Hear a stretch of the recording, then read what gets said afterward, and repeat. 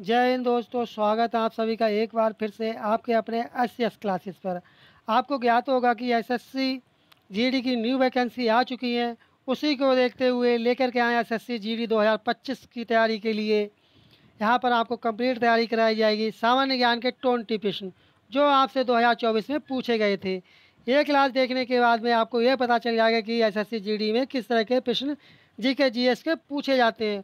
और इसके बाद में आपको हिंदी के भी प्रश्नों की श्रृंखला मिलेगी, मैथ भी, रीजनिंग भी। आपको कंप्लीट यहाँ पर एसएससी जीडी 2025 की तैयारी कराई जाएगी।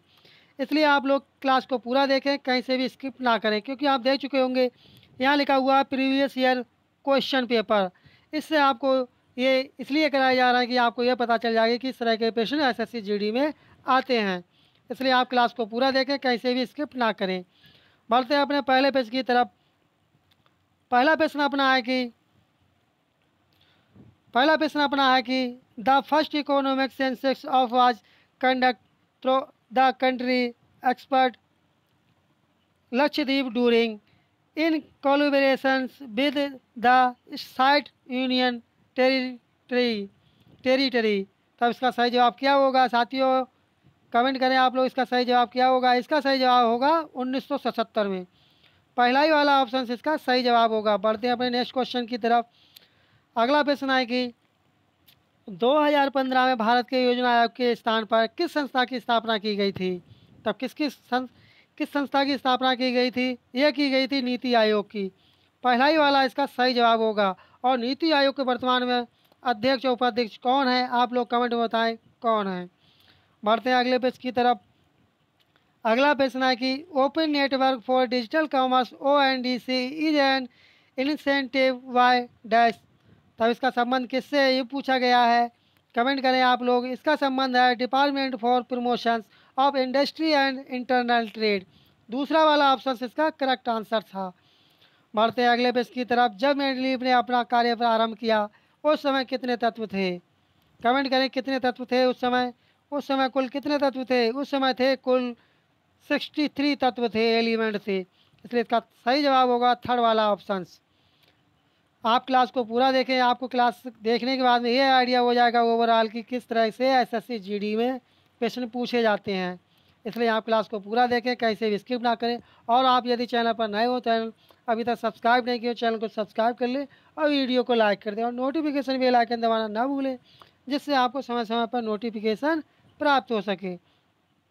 अगला प्रश्न देखना है आपको कि 23 मई 2023 को भारतीय प्रतिस्पर्धा आयोग CCI के अध्यक्ष के रूप में किसने पद संभाला है?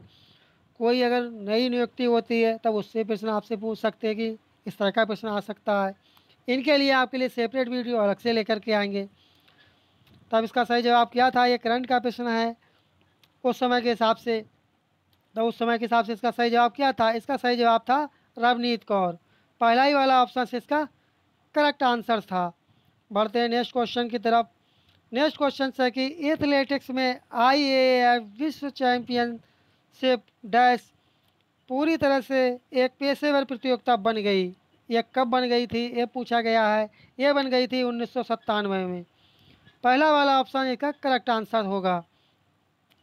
अगला प्रश्न है कि निम्नलिखित में से कौन सी भारतीय संगीतकार सर्वोच्च नागरिक सम्मान भारत रत्न प्राप्त करने वाला या बाली पहला या पहली गायक गायिका है? तब वह कौन है सम्मान पाने वाली?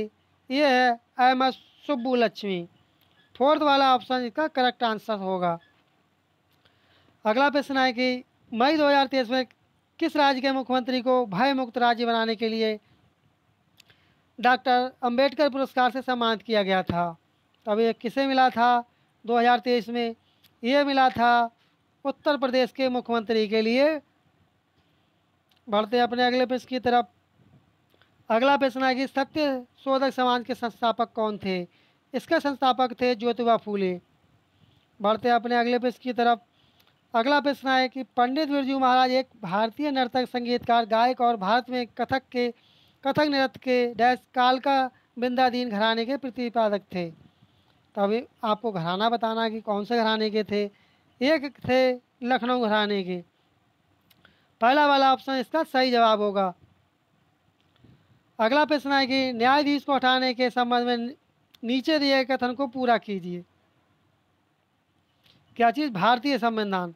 अब यहाँ पर क्या आएगा यह पूरा करना है आपको। न्यायाधीशों को उठाने के लिए कोई प्रक्रिया निर्धारित नहीं है, पहला वाला तो बिल्कुल गलत हो जाएगा। न्यायाधीशों को हटाने के लिए बहुत कठिन प्रक्रिया निर्धारित करता है, दूसरा वाला ऑप्शन इसका करेक्ट आंसर होगा। बढ़ते हैं अपने अगले प्रश्न की तरफ। अगला प्रश्न है कि रंगास्वामी कप का संबंध किस खेल से है। यहाँ पर आना है कि कौन से खेल से संबंधित है। इसका संबंध किससे है? इसका संबंध होता है रंगास्वामी का हॉकी से। फोर्थ वाला ऑप्शन इसका सही जवाब होगा। बढ़ते हैं अपने अगले प्रश्न की तरफ। अगला प्रश्न है कि भारतीय संविधान के भाग 4A के अनुसार यदि माता पिता या संरक्षक हैं डैश वर्ष तक की आयु वाले अपने यथास्थिति बालक या प्रतिपाल्य के लिए शिक्षा का अवसर प्रदान करें, तब इसका सही जवाब क्या होगा।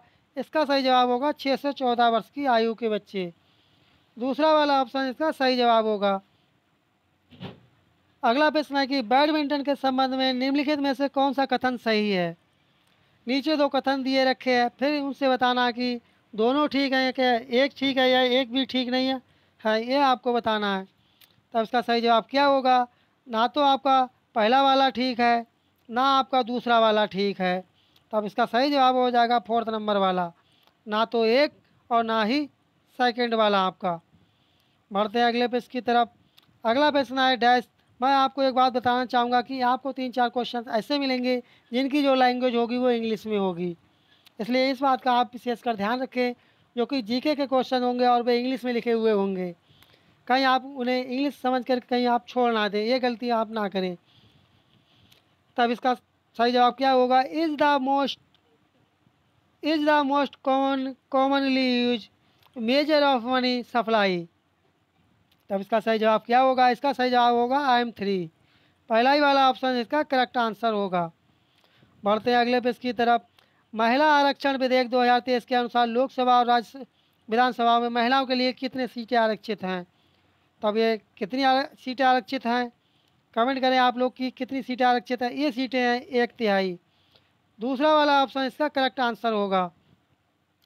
बढ़ते हैं अगले पेज की तरफ। अगला प्रश्न है कि किस भारतीय नृत्य कलाकार ने 2018 में ओरसी नृत्य के लिए संगीत नाटक अकादमी का पुरस्कार जीता था।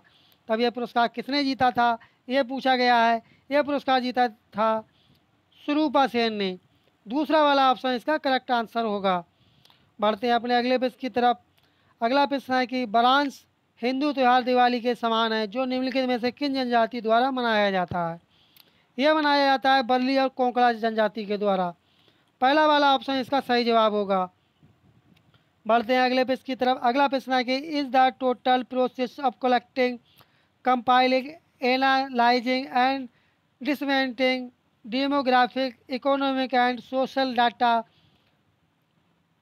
printing at a specific time of all persons in a country over a well defined part of country।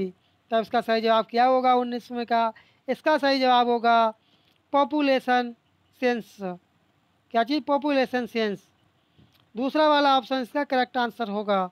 बढ़ते अगले पेज की तरफ। अगला प्रश्न है कि भारतीय उपमहाद्वीप में ज्ञात लेखन की सबसे प्रारंभिक शैली का क्या नाम है।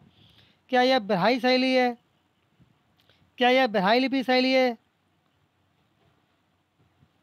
क्या यह ब्राह्मी लिपि शैली है, संस्कृत लिपि है, पाली लिपि है, सिंधु लिपि है। तब ये कौन सी लिपि होगी। यह लिपि होगी सिंधु लिपि।